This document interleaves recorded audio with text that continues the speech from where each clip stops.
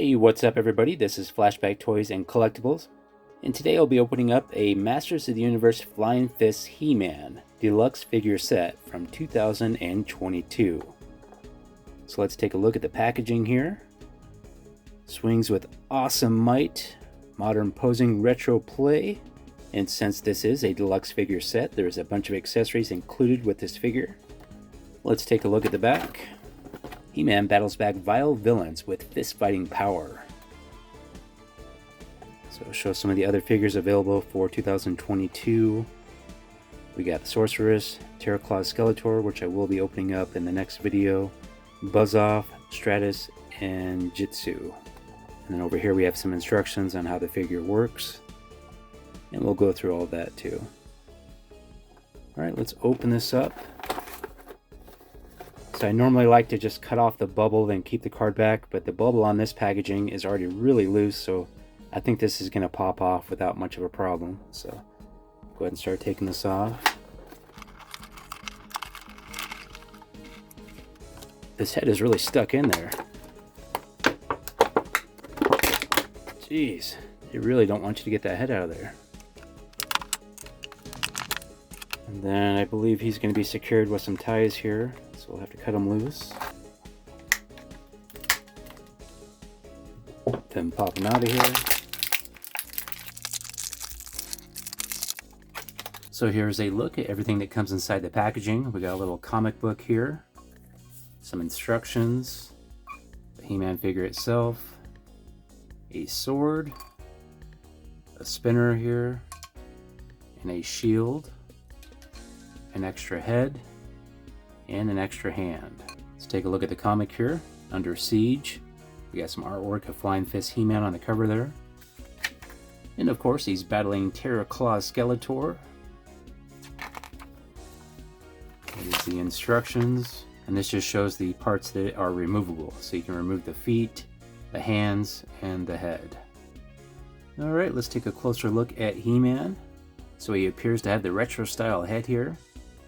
And he's got the nice chrome shiny armor with the red He-Man symbol.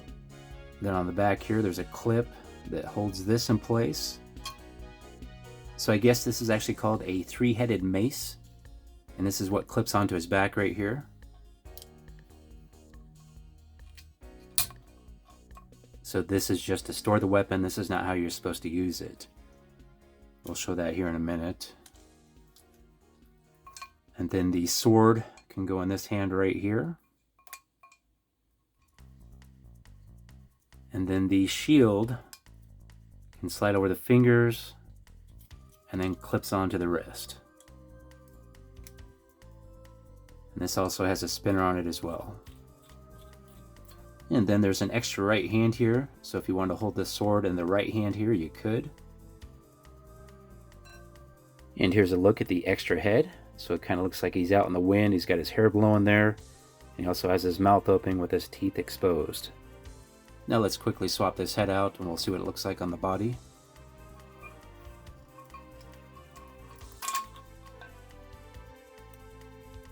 So this head's okay, but I think I prefer this one here.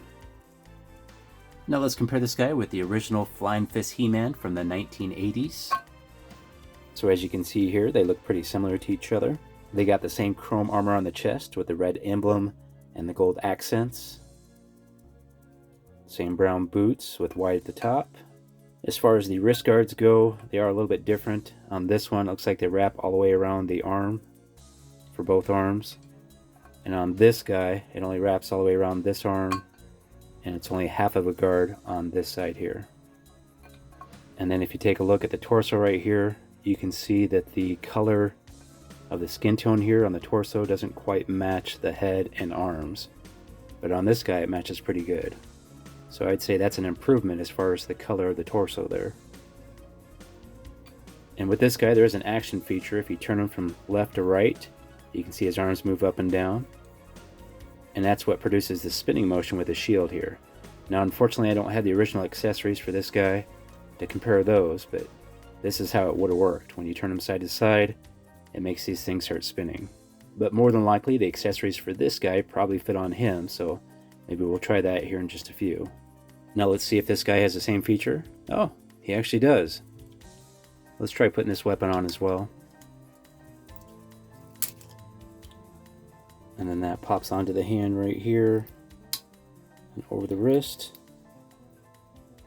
Now let's see if we can get these weapons to spin by moving them back and forth.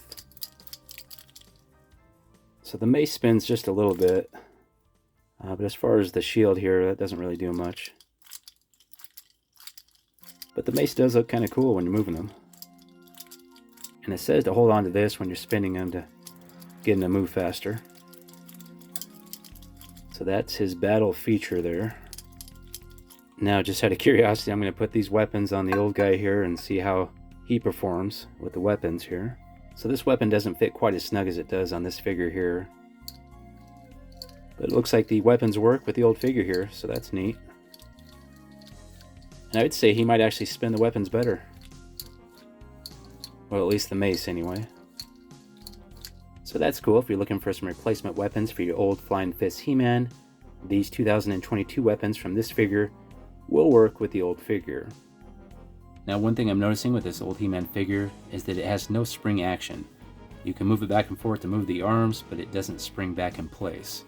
And I know a lot of the other old He-Man figures did spring back, so I'm not sure if he's just broke or that's just the way he originally worked. But with this new figure, it does actually spring back. So that's a good feature. Now let's check out the articulation on this guy. So the head can pivot around, the arms can move at the shoulders, and then you can kind of move them up and down there, but you don't want to do that too much, otherwise you'll mess up the gears on the inside here. And then the elbow can move in and out and around. The hand can also pivot. And then the waist can go back and forth with that spring action. The legs can pivot around, knee can bend and turn side to side, and the boots can turn and the ankle can pivot up and down. So there's quite a bit of articulation with these newer figures. As far as the quality goes with this new figure versus the old figure, I'd say the plastic is not quite as thick as the old figure is.